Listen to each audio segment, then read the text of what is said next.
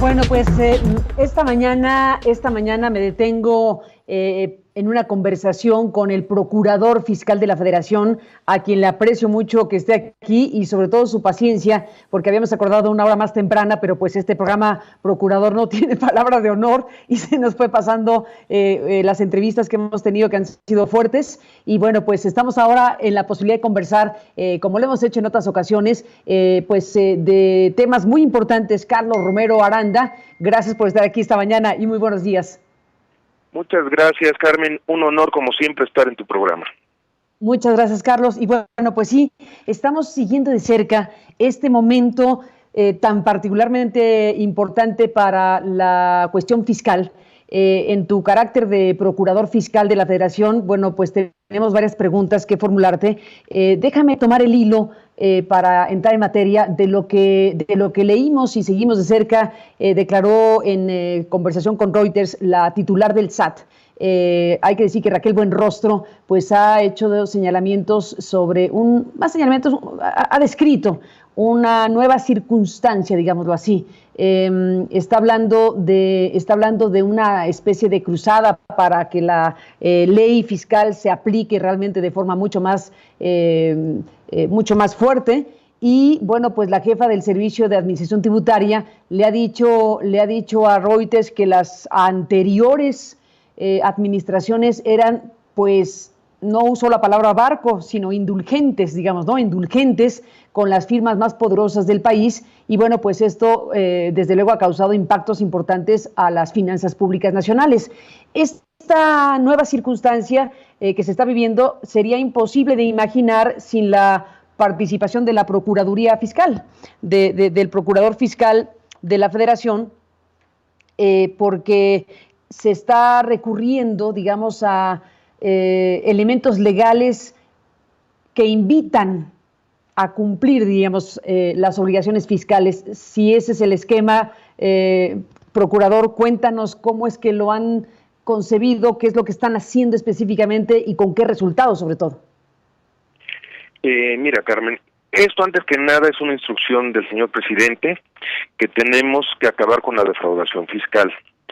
Esto empezó desde el inicio del sexenio con el endurecimiento de las penas para la defraudación fiscal y equiparándola con delito que vulnera la seguridad nacional y delitos que se equiparan a la delincuencia organizada. El señor presidente nos ha instruido el tener que ir precisamente a cambiar la cultura tributaria. Había diversas firmas internacionales que pues simplemente hacían planeaciones agresivas y que en sexenios pasados simplemente se sentaban a una mesa y les decían lo que tenían que pagar, no lo pagaban, se iban a juicio y ahí terminaba todo. Ahorita lo que nos ha instruido el presidente es presentar querellas contra los esquemas de planeación fiscal que sean defraudatorios. Y es lo que hemos estado haciendo. Y con eso los resultados que hemos obtenido han sido considerables. Bastante considerables, procurador, porque a ver, solo nos detenemos en los casos conocidos que son Walmart y FEMSA, donde se ha notificado públicamente que se ha logrado, lo platicamos en su momento, lo explicaste aquí, procurador, con mucha amplitud en su momento, se han logrado acuerdos reparatorios. Retomemos el hilo de qué cosa es esto de acuerdos reparatorios. Empresototas como Walmart o como FEMSA han entregado al fisco cantidades millonarias respetables, 8.500 millones, del rango de 8.500 millones de pesos cada una, ¿cierto? Yo no puedo hablar de casos en concreto, porque eso me lo impiden las disposiciones legales vigentes, pero sí te puedo hablar de lo que son. ¿Aunque esté publicado, procurador? Aunque esté publicado, porque yo tengo que cumplir con el secreto fiscal y el bueno, tú no puedes, pero la ley te lo impide, pero a mí no, y entonces nosotros sabemos que es Walmart y FEMSA, por lo pronto, los dos casos más notables en este momento. Ayer la titular de SAT habló de 4 o 5 casos penales pendientes, entonces quitémosle nombres y apellidos porque la ley te lo impide, pero entonces cuéntanos en qué punto estamos. Mira, los acuerdos reparatorios son aquellos que se celebran entre la víctima ofendida, que en este caso somos nosotros como Hacienda, y el imputado, que en este caso es el contribuyente al cual denunciamos. Y que una vez que sean aprobados por el Ministerio Público, tienen como efecto la extinción de la acción penal. Esto es, cuando a nosotros nos notifica el SAT que hay un delito, nosotros lo analizamos y si consideramos que hay delito, presentamos la querella. Una vez presentada la querella, se han acercado los contribuyentes con el SAT y han dicho, ¿sabes qué? Yo no quiero tener más problemas, yo vengo a pagarte. Pero la diferencia es que cuando se presenta la querella, ya no es nada más pagarme lo que te estoy señalando en la querella, me tienes que pagar todos los adeudos fiscales. Y por eso los montos que nos hemos querellado son unos, pero al final de cuentas los contribuyentes han pagado una cantidad muy superior porque son todos los adeudos fiscales. El acuerdo reparatorio lo que da es la extinción de la acción penal, pero también tiene una característica. El acuerdo reparatorio es uno en la vida. Esto es, si en otro delito o en otro ejercicio vuelven a cometer defraudación fiscal, así sea por 1 millón de pesos, no pueden tener el beneficio de la extinción de la acción penal y se tendrán que ir hasta sentencia, teniendo que reparar el daño y teniendo que tener prisión en su momento. Procurador, bueno, acabas de decir varias cosas importantísimas. La causa inicial, que puede ser de 1,000, por hablar una cifra X, la causa identificada por las autoridades fiscales puede ser de 1,000, pero al entrar el proceso de investigación y de denuncia penal, por las razones que acabas de explicar, una vez que ese proceso se echa a andar, cuando llega la empresa o los funcionarios de la empresa o los que están siendo demandados por el procurador fiscal, entonces ya no es solamente por esa cantidad inicial, sino entonces todos los adeudos habidos y por haber en cualquier año de la vida de esa empresa. Exactamente. Todos los adeudos que tengan registrados ante el SAT y que el SAT haya observado incluso en auditorías. Entonces, por eso brincan las cantidades de esta manera y se llegan a estas cifras multimillonarias de estos gigantes empresariales. Buenrostro habla de entre 4 y 5 casos penales. ¿Incluye los que ya están resueltos o tienen entre 4 y 5 casos en este momento con querellas penales? Se están trabajando varios casos que pueden ser también considerables. Hay unos que ya estamos por firmar acuerdos reparatorios y hay otros que vienen en camino. Otro punto importante que estamos haciendo valer actualmente, y por eso también es algo novedoso que estamos implementando ahora en las querellas, es que antes se iba nada más contra el Consejo de Administración o quien tuviera la firma electrónica. Nosotros nos estamos yendo contra la persona moral. Es decir, si tú te vas contra el contribuyente, que en este caso es cualquiera de estas empresas, si al final de cuentas los llegan a condenar en una sentencia definitiva, el efecto es el aseguramiento de la empresa o en su caso la disolución y liquidación de la misma. Pues las consecuencias son mucho mayores. Y por otro lado, nos estamos yendo contra los abogados, contadores o asesores que hayan realizado esta planeación fiscal. Porque sí tenemos que abarcar no solo al contribuyente, sino al que hizo y planeó todo este tipo de operaciones fraudulentas. En este momento, procurador, que estamos hablando, no ha habido nadie que llegue a la cárcel. Todos los empresarios y diseñadores de políticas fiscales de esta naturaleza, ¿todos ellos han llegado a acuerdos reparatorios o hay alguien encarcelado? Incluso, no, todavía no llegamos más allá. Los procesos que hemos iniciado bajo esta instrucción del presidente, todos se han acercado a pagar. Incluso antes de que haya querella. Bueno, a ver, te lo voy a preguntar así, procurador, creo que en su momento lo platicamos también, pero aquí hay, bueno, las herramientas del Estado que se están utilizando, no solamente las que había, sino las nuevas creadas con esta tipificación de delitos. Hay quien dice esto es terrorismo fiscal. ¿A esa expresión qué dirías, procurador? Por supuesto que no. Lo que yo te puedo decir es que las riendas del fisco se habían totalmente soltado. Lo que estamos haciendo simplemente es retomar el control del fisco federal. Estamos haciendo lo que dice la ley. Si no cumples y si no llevas a cabo el debido acatamiento a las disposiciones legales, pues no podemos nosotros permitir eso, razón por la cual simplemente lo que estamos haciendo es pedirles que cumplan con lo que dice la ley. Y eso al contrario, lo que da certeza para cualquier inversionista, para cualquier contribuyente. Procurador, déjame preguntarte cómo es la experiencia que has tenido como procurador en este ejercicio. Ustedes llegan, ven y dicen aquí hay un montón de incumplidos, ¿no? O sea, hay adeudos identificados desde ya y entonces ustedes, el primer paso que dan es un acercamiento a los grandes contribuyentes para invitarlos a pagar así amablemente. Luego, si no hay una respuesta rápida, viene un citatorio o de inmediato una denuncia penal. ¿Cómo es el procedimiento? El primer tema aquí es que todas las autoridades involucradas, estamos perfectamente orquestadas. Entonces, aquí se han iniciado diversas auditorías donde el SAT observa que hay omisiones muy fuertes de contribuciones. Tiene un primer acercamiento y le dice, oye, observamos todo esto, paga.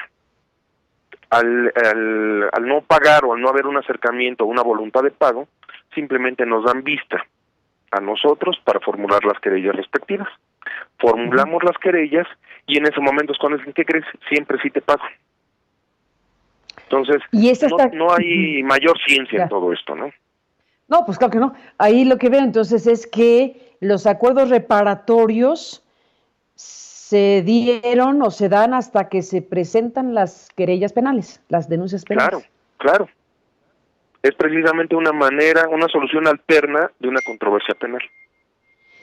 Sé que ya lo dijiste, pero perdón que te pida que lo repitas, porque me parece muy importante. Tú dices, cuando un contribuyente, supongo que es para grandes, pequeños y medianos, o gigantes, ¿no importa el tamaño? No importa el tamaño. Ok, bueno, cuando un contribuyente... En todas las instancias, ya sea grandes contribuyentes o contribuyentes normales, es el mismo esquema que estamos manejando. Entonces, cuando un contribuyente del tamaño que sea, pero aquí le estamos poniendo el ojo a los grandotes, logra un acuerdo reparatorio, dijiste, ese acuerdo reparatorio es una vez en la vida, porque si después comete algún tipo de infracción o de falta de qué tipo, de qué ángulo, ya no podrá tener ningún otro acuerdo reparatorio a futuro. Exactamente. Si al final de cuentas vuelve a tener una omisión de contribuciones y nosotros nos vuelven a dar vista y presentamos una querella, ya no hay acuerdo reparatorio, nos seguimos hasta sentencia. Y lo grave de esto es que a partir de 2020, para los delitos fiscales por defraudación fiscal calificada en términos del 108 del Código Fiscal, hay prisión preventiva oficiosa. Es decir, no va a haber acuerdo reparatorio, van a tenerse que llevar todo el proceso en prisión y en sentencia vamos a ver qué resuelve el juez. Pero nosotros cumplimos con un principio, que es que no presentamos querellas infundadas. Nosotros presentamos querellas cuando tenemos perfectamente acreditado el delito, por lo cual nuestros porcentajes de asuntos ganados son muy altos. Una pregunta que no sé si en condiciones legales me la puedas contestar, pero la formulo. El presidente López Obrador en algún momento, cuando sucedió algo con los empresarios, de las varias cosas que se han vivido en este sexenio, habló de una lista de 15 grandes contribuyentes que le envió, según se sabe, al presidente del Consejo Coordinador Empresarial para decirles paguen sus contribuciones, en pocas palabras.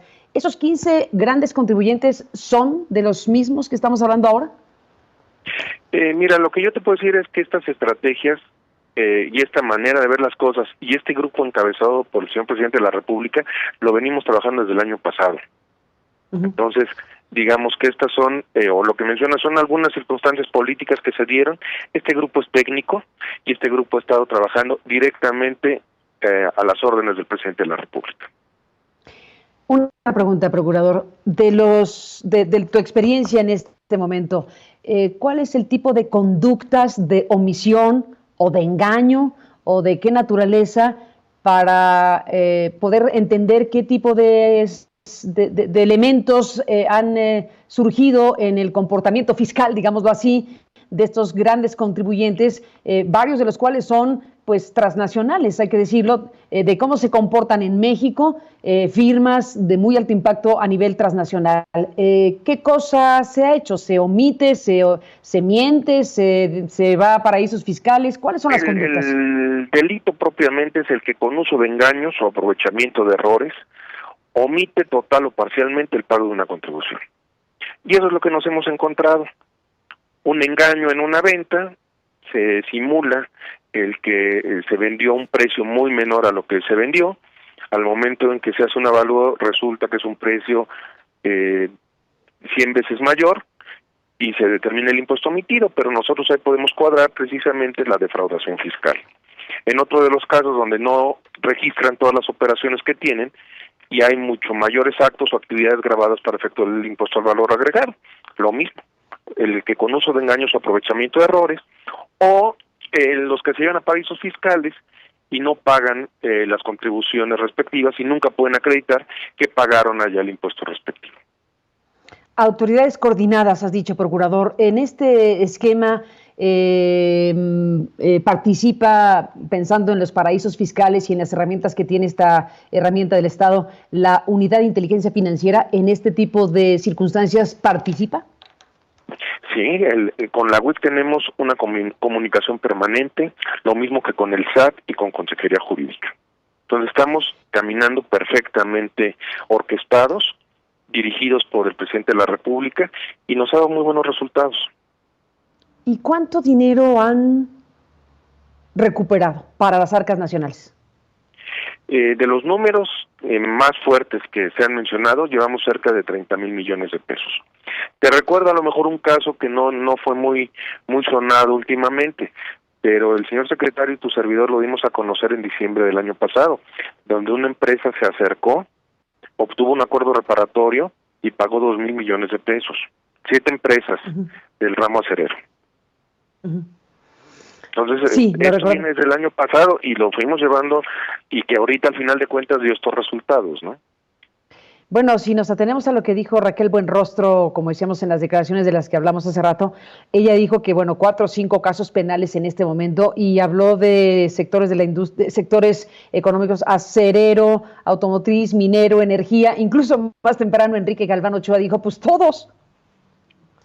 En todos los que se refiere a grandes contribuyentes, porque al final de cuentas es donde se concentra el mayor número de omisiones de contribuciones. Es a lo que se refiere ella. Es a lo que se refiere. Bueno, pues entonces, digamos que todo... sí.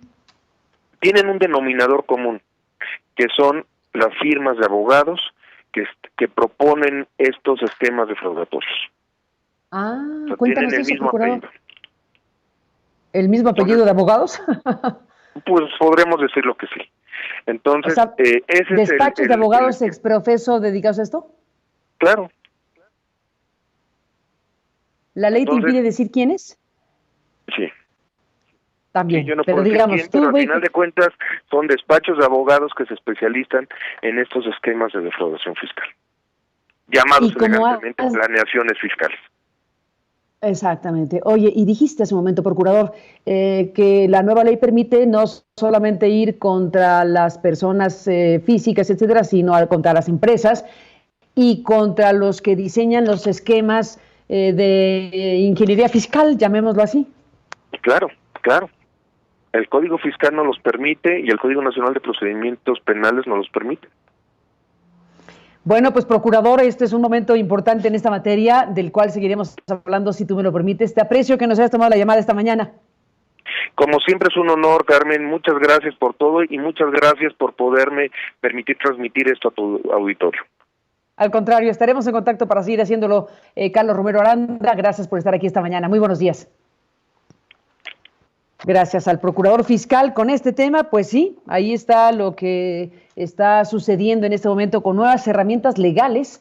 Esto que se acaba de aprobar al final de cuentas, tipificar como delitos graves, incluso el tema de las facturas falsas, esto que ya está en el marco de la ley considerado como delitos que afectan la seguridad nacional, y eso eleva enormemente las posibilidades de castigo a quien comete este tipo de prácticas en el ámbito fiscal, que tiene impactos, según la ley aprobada, en cuestiones relacionadas incluso con la estabilidad, con la seguridad del Estado, por las implicaciones, particularmente el tema del facturaje falso y demás cuestiones que hemos aquí conversado ampliamente. Pues se está aplicando de esta forma un nuevo marco legal, y pues ahí está lo que planteó Raquel Buenrostro con Reuters, aquí está lo que nos ha dicho el procurador fiscal esta mañana, y ahí están los números, y cerca de 30,000 millones de pesos han sido recuperados o pagados, más que recuperados, pagados, que deberían haber estado en las arcas nacionales desde hace tiempo y que no lo estuvieron por prácticas de esta naturaleza. Ahora el Estado